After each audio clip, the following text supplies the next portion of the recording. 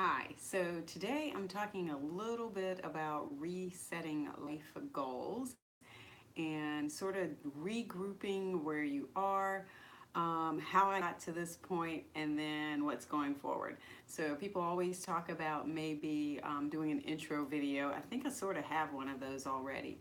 But in this case, I'm just going to talk about starting back over, sort of evaluating where things were, and then how I'm moving forward.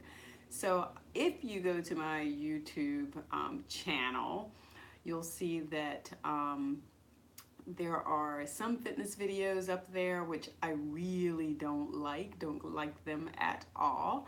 And so I wasn't really sure what I was going to do with those. There were things that I just really didn't feel comfortable about sharing. And so I was trying to find where my path was going to be with that. And I'm still trying to work on that, but that's okay. In any case, I was thinking a lot about how I wanted to do that and where I wanted to go. And so actually I've been to a couple of the playlist live conferences, and it was really interesting to sort of hear some of those people talk about how they got started, what they were doing, how they moved forward. And even after attending two of those, I still couldn't figure out what I wanted to do. I was sort of like, okay, here are the things I like to do, but I'm not entirely sure that I want to do them in a public sort of way. Maybe I don't know. I just wasn't feeling comfortable about where I wanted to go with it and what I wanted to do with it. And so it's taken me like all this time to figure all that out. And so here I am now talking about resetting goals. And so during the day, I practice as an attorney, but there are other things that I like to do. And so I have always, well, I won't say always, but I've been a runner for like, oh my gosh, like 30 years. And so I've worked out for a long time. And so every time I'm like, oh, I should do fitness videos. So that's how I got on that. So I'm an attorney. I like to work out and I do like political stuff too. So those are like the three main things that I do. And so I've been trying to figure out how to pull all of those three pieces together so that I say, okay, here's my path. It's these three things and this is how I'm going to do it. And this is how I'm going to carry it out. So that's sort of been the hard piece. So after I went to Playlist Live last year, I was sort of thinking, okay, so I'll do fitness videos. And after taking a look at the sort of videos that were out there, I realized that, and I did a few, I realized that that was totally not me. That was not what I wanted to do. I actually hated them. And so, I just stopped doing them for a while. And so I'm sort of regrouping now as to what I want to do with those. But I guess sort of so the reset is here are those three things that I've been doing and how am I going to move forward with those. And so one is I'm going to continue practicing law. Of course, there are some things I want to do. And I mostly work with businesses and I love working with people who are doing things in social media. So I'm really going to do a little bit more of that. Earlier this year I was on a panel over at Duke University School of Business. So that was a whole lot of fun. I totally enjoyed that. It was a power and politics panel over at the School of Business at Duke. And so, one of the things I told people then was, hey, this is the power of social media. And so, from a political standpoint, the example that I used was if you didn't think social media was powerful, you definitely should have realized that after the last election when everything came out about the type of advertisements that were being run by the Russians. And I don't want to dig a whole lot into that, but it just makes you understand, it helps you understand that if there is another country that is out there saying we're going to use social media to impact the presidential election of what's supposed to be like the number one country in the world, then that should tell you how powerful social media is. And then also taking into account the extent to which Facebook sort of said, hey, we need to come back and take a look at how we sort of, I guess, allowed processes to be in place so that people could then say, hey, this is a mechanism we can use to sort of influence the election. So now you see everything that's going on with their requirements for advertising, I guess, doing ads that have political content. So yeah, so that's the power of social media. So as an attorney, I love working with people who understand what's going on with social media, what's going on with the internet, what they want to do to help build their brands, help build their businesses. I love that part of legal work as an attorney. On the other side, like I do fitness. And so I've been running for 30 years, like I said before. And I have this off and on, so trying to build muscle, right? So I have this off and on relationship with weight training. So for me, cardio has always been easy. For me, exercise has always been sort of a given for a long time. And so that's always been the easy part. So whenever I'm short of time, it is a whole lot easier for me to lessen up on the weights and go, hey, I'll just go in and get like a 4 mile run in and head back home and maybe do some abs and that sort of thing. But it's a lot harder to fit in the weight training. So I'm always up and down with the weight training, up and down with the weight training. So, but this time I'm back in with the weight training because it was sort of, I also go through these things with the cardio and the running too, and those sort of fall to the wayside sometimes. And so I'm trying to get a little bit better about that. So I've done 3 half marathons. And let me tell you, the first two, I came in at like 2:01, something like 2 hours and 1 minute and some change. And that kills you because you're just like, wait, when can I get like under two? Like under two is a goal. So I had to do it a third time. You know what they say, the third time's a charm, right? And so I really actually trained a little bit more that third time. I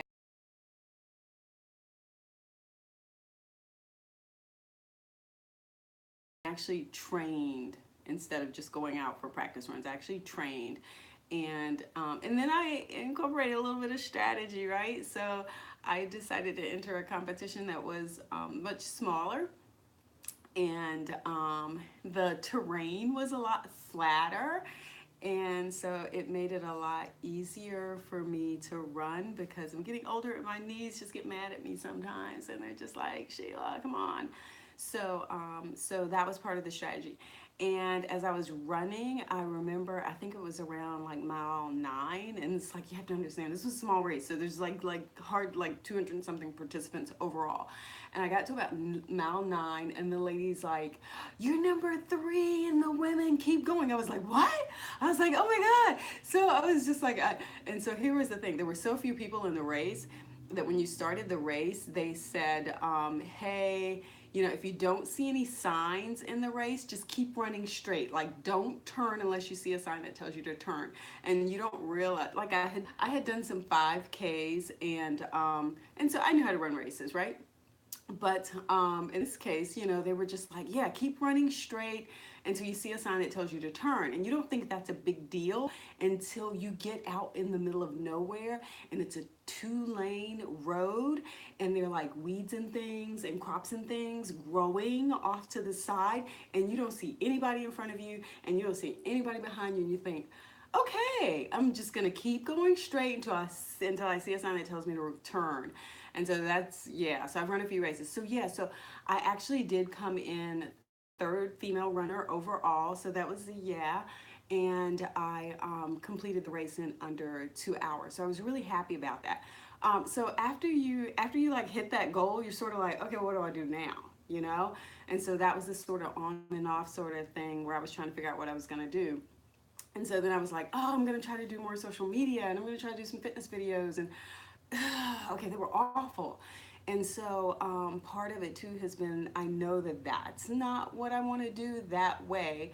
And I don't know that I necessarily want to run any more half marathons. I'm really not interested in running a full marathon. But what I am interested in doing is still working and sharing in some sort of capacity about fitness and health. And so I'm still just trying to figure that piece out. And so I've been doing more with Instagram. I have 2 Instagram channels, and one is just my name, Shelia Huggins, and the other is called Shelia Fit. And again, so it maybe has like 7 posts because it's awful, and I couldn't figure out what I wanted to do, but I've been doing a lot more research on how I want that to look, what I want that to look like, and I think I'm ready to jump back in the game on that. So I'm resetting on all of these things. Like I said, so the attorney part, just making sure I'm really honing in on the business, especially on the social media and the small business side of that. And then on the fitness piece, looking at what types. So I know I'm not going to do any more. Like I'm not gonna do. I don't really, I'm not into like training for another race right now. I may do that in the future. I don't necessarily know I want to do it right now, but I do want to move some more toward doing some videos and some things that I'm really interested in. Okay, so what's keeping me from doing that, right? So me, nobody else but me, right? And I'll tell you what it is, really and truly. Like I'm an introvert, and so actually me sitting here in my house just talking to you is okay, because like yeah, I'm sort of vulnerable but not really, okay. So I'm an introvert, so this sort of idea of being out there is a bit challenging in some ways. And I'm gonna say this, and you're gonna be like, well, wait, if this is so challenging, how did you do that? So last year I actually ran for office. And so I ran for city council. And so I made it through the primary. There were like 4 of us. And so I came in second. I made it through the primary and I went to the general election. I didn't win the general. But let me tell you, my parents have been in public office before. But let me tell you how this works. You don't know how public you can be until you have to run for public office. And at that point, whether you win or not, you feel like you've been so out there at that point, it doesn't matter. So you can't go anywhere anyway, because it's, I mean, it's not a small town here, but yeah, so it's that sort of thing. So once you're sort of out there, your comfort level with being able to like really embrace who you really are and do things that you really want to do, it's a whole lot easier to do that. And let me tell you, like, this is how hard it was, not just for me, but for my husband. And my daughter had to make a transition too. But I had to get yard signs, okay? And so I'm putting, so I went out the night, I got the yard signs, I put in all these yard signs, and even that was sort of weird. It's like, okay. But I grew up putting up my father's yard signs when he was on the city council. So you would think I'd be okay, but it's different when it's you, okay? Because the vulnerability is with you. It's not with supporting other people, even when they're family members. And so when my husband got up the next morning to go get bagels, he came back and he said, because we don't have the same last name, he goes, oh my God, I'm so glad that is not my name on those signs. Like he was just like, I couldn't handle it. And it took a lot for me to get used to too. So you have to get used to like seeing your picture. You have to get used to seeing your name on signs. You have to get used to opening up the newspaper. Like literally he would tell me, he would be like, oh, okay, you're in the newspaper. I'd be like, yeah, okay, good. Just, is it okay? Yeah. Because I just like totally couldn't handle that sort of thing. So even the night of the primary election, by then he was totally into it.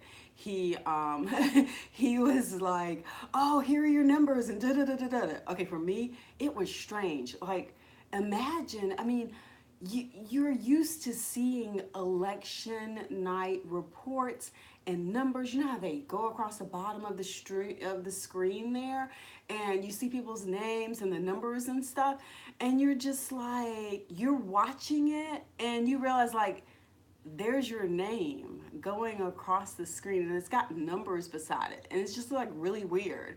And then they're just like, okay, this person and this person are going to the general election, and you're like, okay, I'm going to the general election. Like literally that night there was a person from the media who said, hey, would you like to give a statement? And I said, no, and I didn't, and of course, you should always like take an opportunity to sort of tell your story, tell why you're running and what you hope to do for people in your community. So, but look, there was only so much I could give. So yeah, so I'm coming from this sort of really, really, really place of introversion, right? To sort of getting out there. So then when I look at where I am now, and trying to do fitness videos and figure out, okay, so I'm resetting here. What do I want to do now? And sort of really like analyzing myself. You would think that it would be easier for me after like being out in a city and running for office, right? But it's not. It's really hard.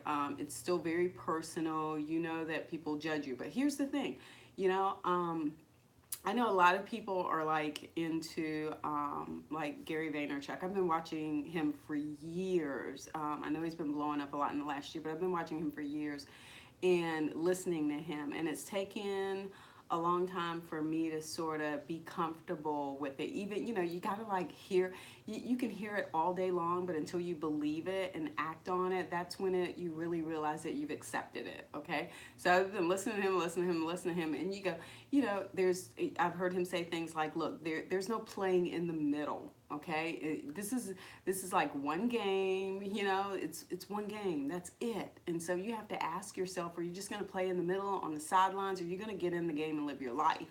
Are you going to be concerned about all the spectators in the stand, like what they're saying, so just trying to accept where you are, and especially like at my age. So people be like, oh yeah, she's going through a crisis, that's why. But no, you get to a point where you're just like, you know what, here are the things I'm really interested in, here are the strengths. So that's the other thing too, I tell people, always focus on your strengths, don't focus on your weakness.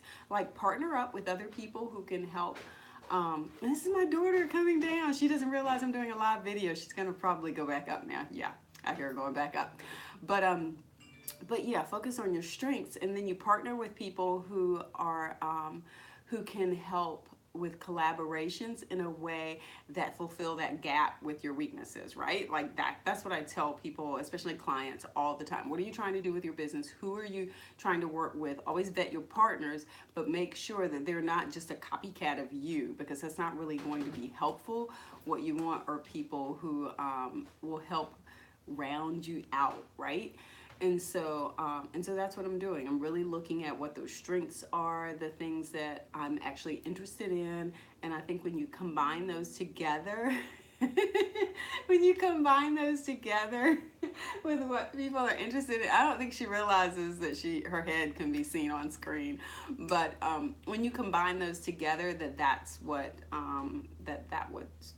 really makes it work. So again, back to this reset. So working as an attorney, doing business a lot with smaller businesses, with creatives. So my whole goal is to sort of build that around sports and entertainment and arts and that sort of thing, because as you just heard me say, I've run like 3 half marathons and I work out, and I'm totally interested in doing the creative side of things. So I actually have a certificate in documentary arts from the Center for Documentary Studies at Duke University. And so I've taken courses there. I focused more on photography though, because that's what I really started out with when I was younger. I still like photography, but I like video too. Because I think video is a way to tell a story in just a different sort of way, but you get that too. So yeah, so there's the attorney side, so then there's that fitness piece that I just talked about, and then there's that political thing. So with the political side of things, so here's the one thing that I sort of saw as I was going through my race, and like I said, remember I was an introvert jumping into a city council race, and having to get used to like me being out there. And one of the things that I really recognized for me was that I needed to have somebody else with me. So like I didn't really do a whole lot of advertisements or anything like that. I did some flyers with my picture of my face on it, but it was like really hard for me to even pick out a picture. Like, even if you went to my website at that time, I think I've taken it down now. People were like, "Where are your pictures?" It's just like, I hated that.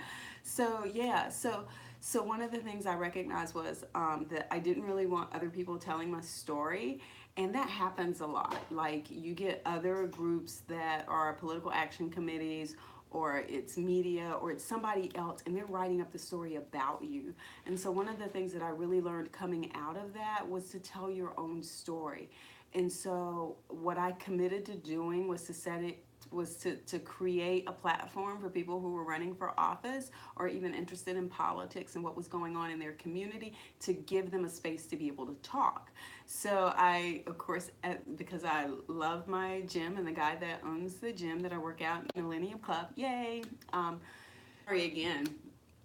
So yeah, so the gym that I work out at, he let me come in and use the gym. So what I did was I set up space with me and other people who were running for office, and I called it, "Are You Fit to Be a Politician?" and I would sit there and give them an opportunity to tell people who they were. I mean, literally, it was very informal. It was just sort of like, tell people who you are, what you're running for, how you got started, what you're interested in doing. And we just had these great informal conversations in the gym.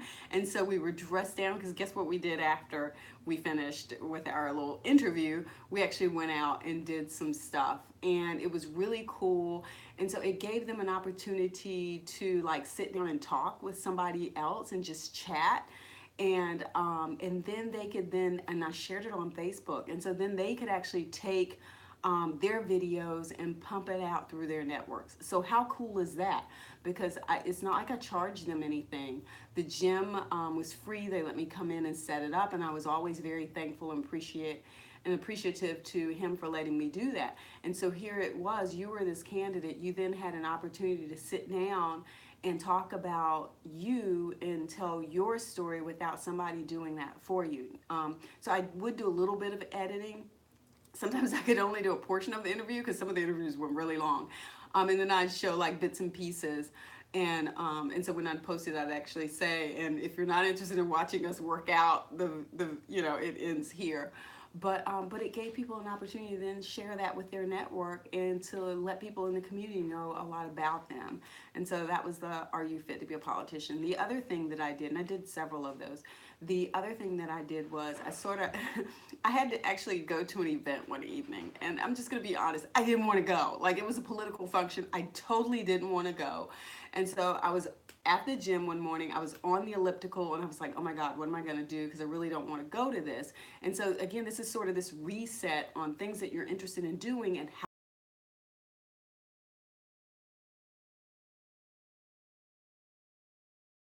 And I was like, well, wait a second. Well, maybe I could just do this thing where I have like a red carpet sort of thing and like interview people as they're coming in. And so I got back home. My daughter was in the bed. I was like, hey, I got this idea about this meeting since I have to go to it tonight. I'm sorry, my eyes are sort of watering.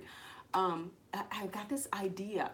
I think I'm gonna call it Almost Live from the Fake Red Carpet, and I'm gonna buy like a small piece of red, like something, and I'm gonna get Mike, and I'm gonna interview people as they're coming in. And so that's exactly what I did. And so it was so funny. So I got there early, and my daughter was the one behind the camera, and so I got this red like a red kitchen mat from Target. It was awesome. I still like it. It's really, actually a really nice mat. It looks sort of Christmassy, but anyway. So I put that down. I had a mic, wasn't plugged into anything. And when people would come up, I'd say, hey, do you want to come on over and talk to us and tell us, tell people why you're running and, what you're running for, what you hope to accomplish. And those were generally the three things that I'd sort of say. And so, as people were going by and sort of meeting people, I'd call people over. And then after a while, people were just like, people knew, they were like, is Sheila over there with a red carpet and a mic? And so it was funny because then you had people sort of saying, well, wait, I want to get my turn in, because then they'd have on their shirt and it's like, I'm promoting myself. So not only did I give people an opportunity at the gym, but then I actually showed up at a few events in the community and sort of gave people this opportunity to again, share their own story. Now, these were very short. Share their own story about why they were running. And then one of the other events that I went to, we had two members of our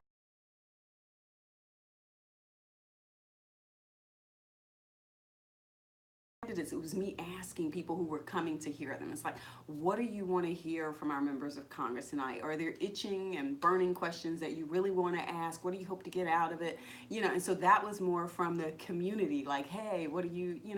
And so it was this sort of way to get like other people engaged, not just the political people. And so that's how I've been sort of pulling back in sort of the political piece and the fitness piece too, and sort of wrapping this all up together.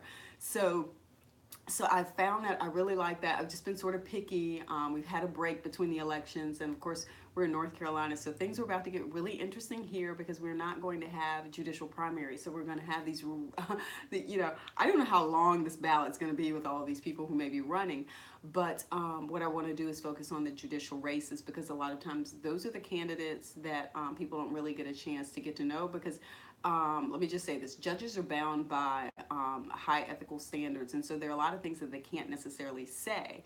but this will be an opportunity for them to share a little bit, again, to be able to tell their own story, to get in front of people, and then to share that back out with their network. So that's the whole plan. I'm going to continue to do that.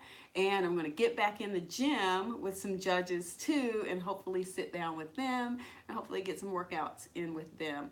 So that's sort of the reset. So if you're looking at any of my fitness videos, you'll be like, yeah, I get why she didn't really like those. Those are kind of bad. My daughter was like, the thumbnails are awful. The videos themselves were awful. Not what I wanted to do. So I wanted to just have a real kind of sit down about resetting everything, what that's going to look like, what it's going to look like going forward.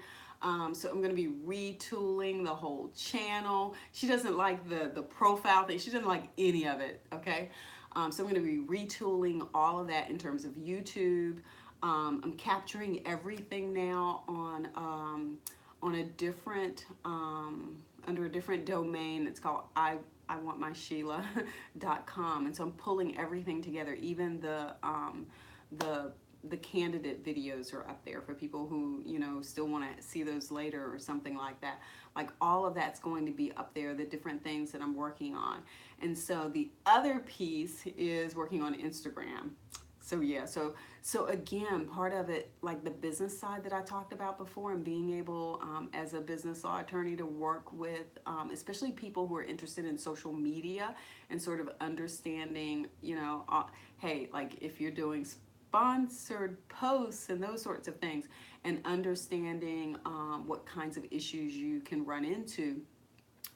Even as just an influencer or just a creative person who is sharing online. So that's a piece I'm really interested in. So I've been reframing my Instagram account. So let me tell you how this worked. So I didn't do a reset on that. My daughter did a reset on that for me. So last year she literally came downstairs and she told me, she said, I'm going to help you out with your social media. And what we're going to do is we're going to delete every picture that's on your Instagram account. And I was like, what? She was like, they're awful. They're bad. Your whole thing is just not working. It's awful. And so that's what she did. I think I had like maybe 200 followers or something, if that. And even one of my friends sent me a text message. She was like, Sheila, if you have an Instagram account, you're actually supposed to have pictures up there. I said, I know. And Emerson took them all down. And so we started back over, and it's been a learning process. In terms of how to use that, because that's just sort of something different. Like I didn't get it, and I'm still trying to figure it out. And so on the new Facebook page, because the other one, the regular Facebook page where you get friends, okay, so that was approaching 5,000. So I realized I really need to move to something else. And so I posted like a short clip where literally she came down in here. She like has a plate of cheese. She's eating off the plate of cheese, and she's just like, okay, you don't understand Instagram. So literally I had the camera rolling and she was telling me still how I was getting Instagram wrong. And so I'm still trying to learn it. So so there are two parts to that. Part of it is me learning Instagram for myself. Okay, how am I going to use Instagram and the things that I want to do? The other side is just understanding the functionality of it. And so again, as I'm working with business clients who may be using lots of social media platforms, so that I'm able to have a conversation with them about it. So if you're a person who uses social media platforms and you're just reaching out to some attorney and you're asking them, if they don't understand the platform, they're probably not going to understand the question, and they're not going to be able to give you the best answer that would best suit your needs, right? And so, I've been on Facebook for a long time. I get that. YouTube, I just couldn't figure out what I wanted to be on YouTube. And, the answer is, how about just be me? Okay, so that's a reset on that one. And then Instagram, just sort of figuring out how the functionality of that works and how that's supposed to really be used. So, yeah, so if you were to go to my Facebook page for I Want Sheila, you would see that video. And literally, she's like, no, you still don't know how to use Instagram. She actually told me I was like a -3. I'm not sure how she got there, but that's what she said. So that's sort of the reset, sort of taking a look at where things are, where I'm trying to go, why the hideous videos are on my channel, and what I'm going to do about those. I'm going to take those off. And then the other piece is, what am I going to put up there? So I've said that I'm doing a reset on especially the YouTube piece. So the question you should be asking me, well, Sheila, what are you gonna put up there? Are you just gonna be doing these types of videos, or are you gonna try to do some fitness stuff?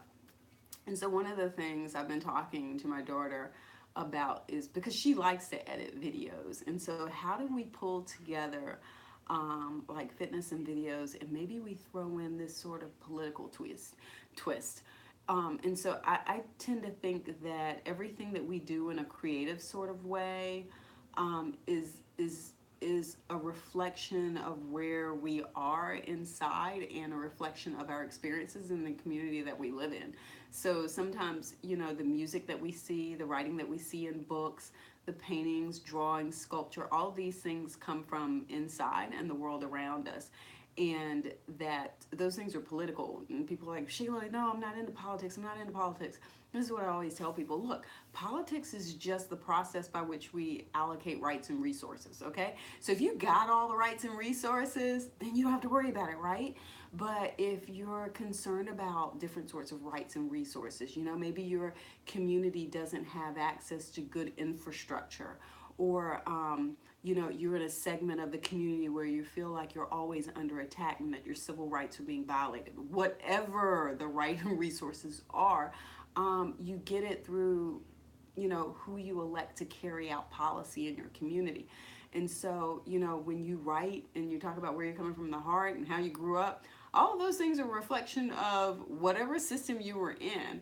And so I think like how we share creatively is like so interesting. Like it's so interesting.